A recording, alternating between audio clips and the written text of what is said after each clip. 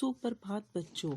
आज हम आपकी हिंदी की पाठ्य पुस्तक वसुंधरा का पाठ 12 पढ़ने जा रहे हैं। यह एक कहानी है, बहू लक्ष्मी। इस कहानी में लेखक ने बताया है कि घर की सुव्यवस्था में स्त्री का बहुत बड़ा हाथ होता है। वह अपनी चतुराई और मेहनत से घर को स्वर्ग बना देती है। कहानी कुछ इस प्रकार से है। एक लकड़हारा था।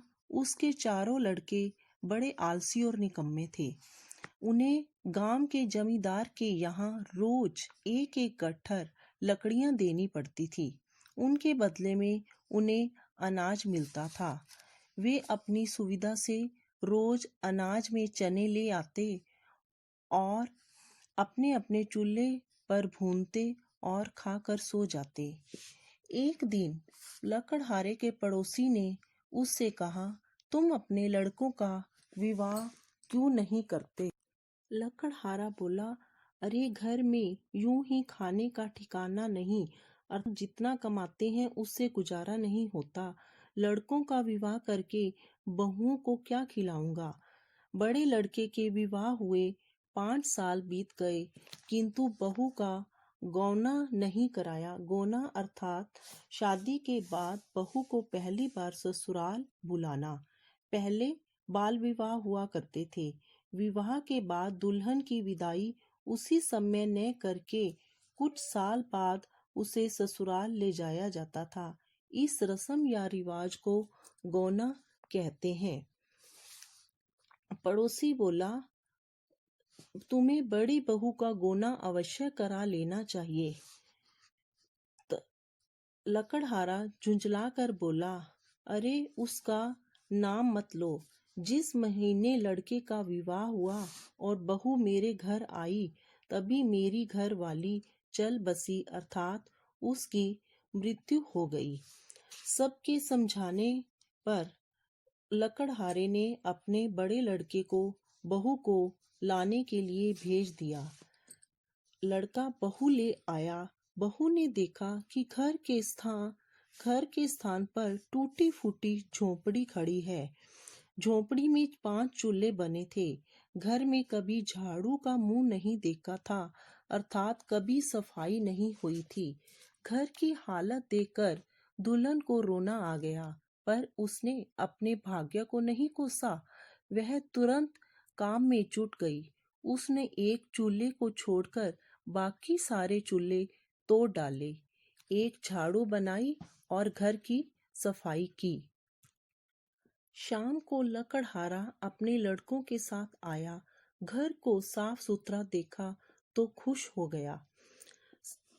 बहू ने सबको हाथ पैर धोने के लिए पानी दिया और बैठने के लिए चटाई बिछा दी।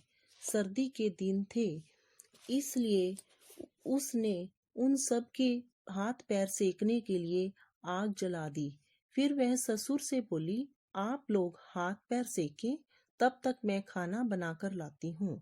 यह कहकर वह चने लेकर पड़ोसिन के यहाँ चली गई। उसने सारे चने पीसे और रोटियां बना ली। उधर उन लोगों का भूख के मारे बुरा हाल हो रहा था। तभी दुल्हन रोटी साग लेकर आ गई। बरसों के बाद उन लोगों ने ऐसा स्वादिष्ट भोजन खाया था। रोटियां पर्याप्त थी और उन्होंने जी भर कर खाई। अब बूढ़ा लकड़हारा और उसके बेटे नई बहू की चतुराई पर बहुत खुश हुए। सुबह होते ही सभी लकड़हारे लकड़ियां काटने जंगल को जाने लगे।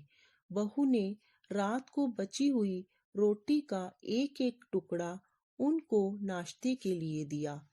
इससे उन लोगों को बहुत हैरानी हुई। पहले तो वे शाम को ही सारे चने खा लेते थे, फिर भी उनका पेट नहीं भरता था। अब एक खाने वाला बढ़ गया था, फिर भी उतने ही अनाज में उन्होंने खूब खाया और सुबह नाश्ता भी किया। उन सब ने लक्ष्मी जैसी बहू की खूब बड़ाई की। शाम को जब लकड़हारे घर पहुंचे, तब उन्हें रोटी और बेसन की कड़ी तैयार मिली। अब तो हाथ पैर धोकर सभी तुरंत भोजन करने बैठ गए। वे सोचने लगे, ऐसी चतुर चतुर बहू घर में ना लाकर वे इतने वर्षों से ऐसे ही कष्ट उठा रहे हैं। तीसरे दिन लकड़हारे जंगल को जाने लगे तो बहू ने कहा, आप लोग थोड़ी थोड़ी लकड़ी अपने घर के लिए भी लाएं। वे लक्ष्मी जैसी बहू की बात को टाल नहीं सके। घर के लिए सभी लकड़ी का एक छोटा छोटा गट्ठर लेते आए। इन लकड़ियों को बहू ने पड़ोसियों को बेचकर घर में नमक, तेल, मसाले आदि का इंतजाम कर दिया। एक दिन बहू ने ससुर से पूछा, आप लोगों को जमींदार मजदूरी में केवल चने ही देता है या दूसरा अनाज भी दे सकता है? ससुर बोला, जमींदार कोई भी अनाज दे सकता है, हम लोग तो अपनी सुविधा से चने ले आते हैं। बहू ने कहा, अब से रोज नया नया अनाज लाया कीजिए। आज मजदूरी में चावल ले आना। उस दिन सभी मजदूरी में चावल लाए। अब तो उन लोगों को भोजन में कड़ी, साग, रोटी सब कुछ मिलने लगा। ऐसा अच्छा भोजन उन लोगों ने कभी नहीं खाया था। वे सभी बहुत खुश हुए। बूढ़ा लकड़हारा अब उसे लक्ष्मी बहू कहता और देवर उसे लक्ष्मी भाभी।